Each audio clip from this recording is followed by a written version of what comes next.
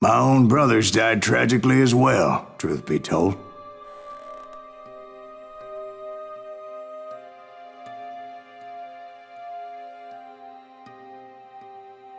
It was 1868, and me and my older brothers were pulling a tidy profit running cattle into Juarez, Mexico.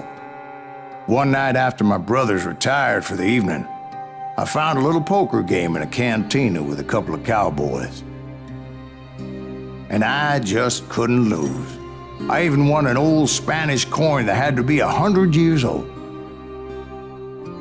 Well, I was mighty pleased with myself the next morning as my brothers and I rode for Texas.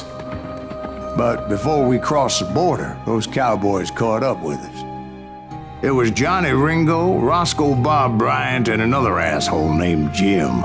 They wanted their money back and everything else we had, including our lives, as those boys didn't want us coming for them later. Bob put that old Spanish coin in my mouth and said, "I won't have it said that I left you with nothing, boy." Well, those horses bolted, and there we hung as those bastards rode away. The branch finally snapped under the weight of the three of us, but being my older brothers were bigger and heavier, they were already dead. And right then I swore to myself that I would avenge them. Ringo you know about. But Bob eluded me, until I heard he was riding with the Wild Bunch.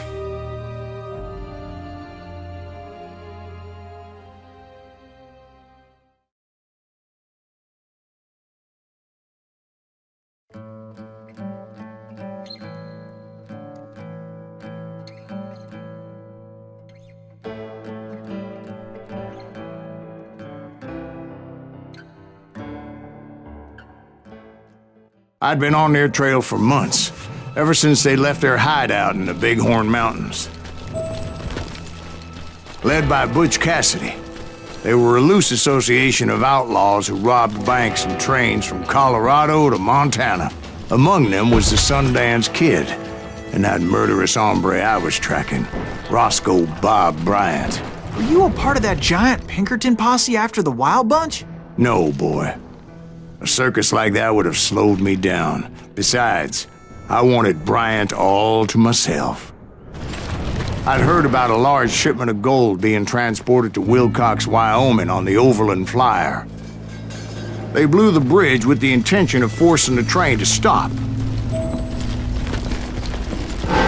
Well, I assumed the Wild Bunch was likely in the still intact part of the train high above. I was determined to make that sumbitch Bob pay for what he did to my brothers.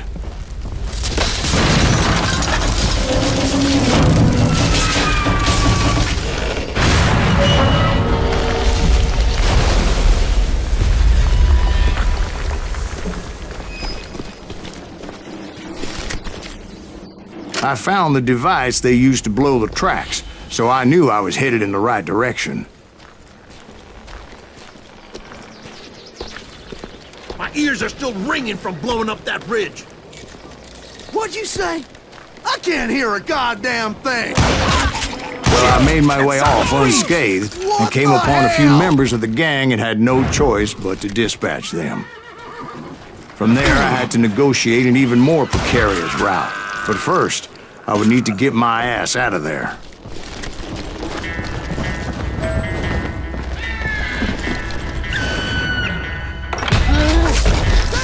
I jumped from the frying pan into the fire as the train was clearly fixing to fall. I had found the gang, but in order to find old Bob, I needed to fight my way forward past a whole passel of desperados.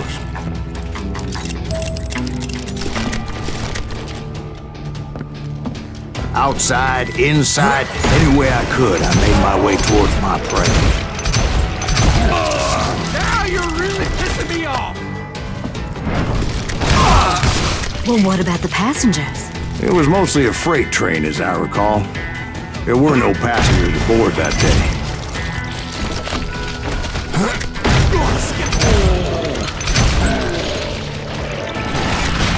Damn you! Your luck just ran out!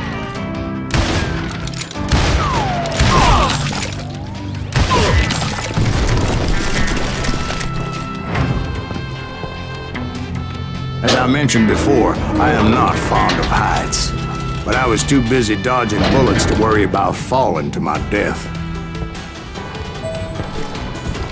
Odds were I was likely to die that day anyway.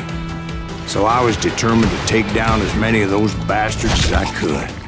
Just kill Red?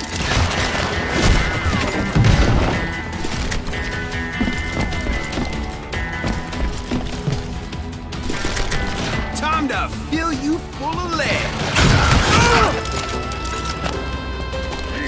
At times, it was like shooting ducks in a shooting gallery. The only difference is these damn ducks shot back.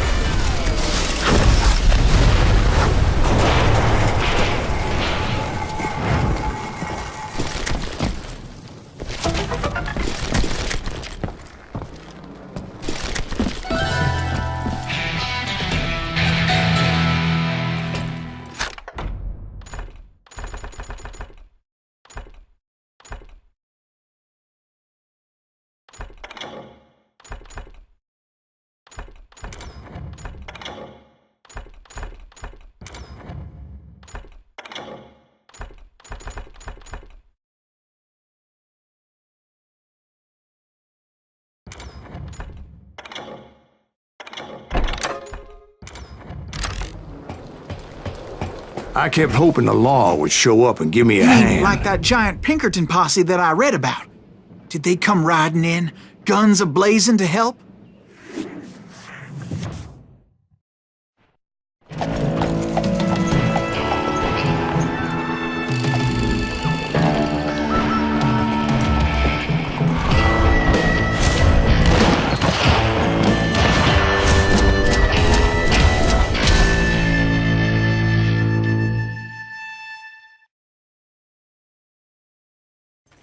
Help?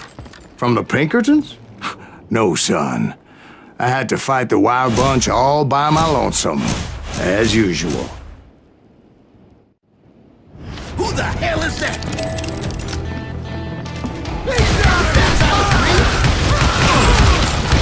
Take cover! Retreat! Retreat!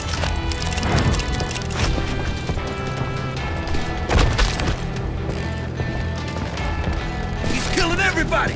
Ready to meet your mate. They'll kill us all!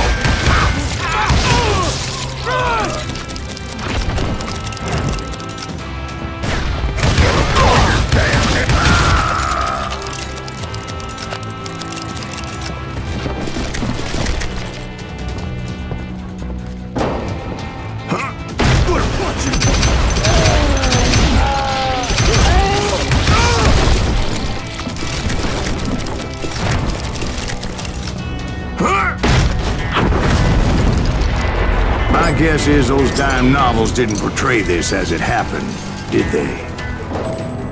What are you looking for? Only a few stragglers were left. I had to cut them down pronto if I was going to stay on old Bob's trail.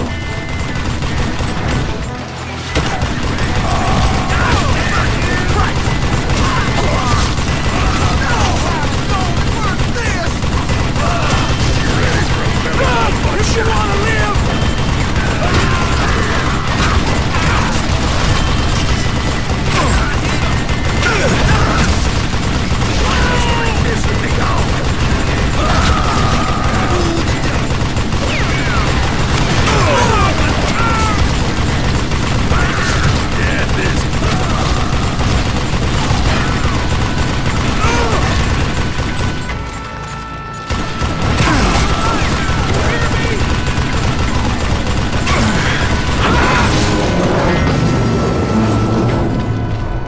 Once I silenced all those guns, I went searching for my nemesis, determined to finally have my justice. But the only survivor who welcomed me was George Flat-Nose Curry. Who was he?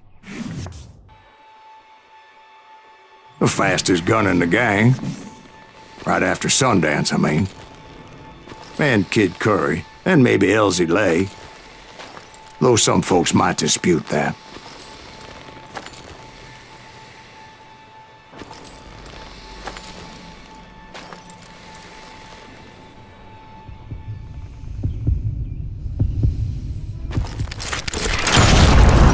When that very same day, Butch Cassidy and the Sundance Kid decided to leave the Wild Bunch behind and decamped for South America.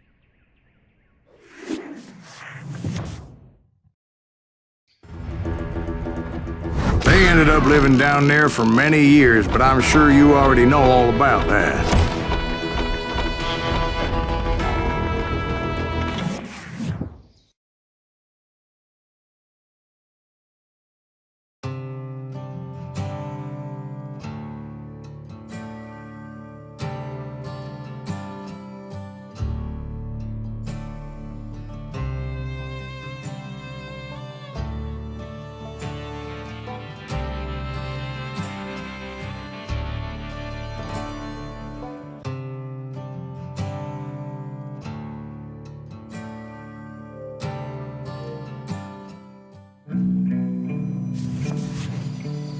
I tried to find Bob Bryant, but it was as if he'd disappeared.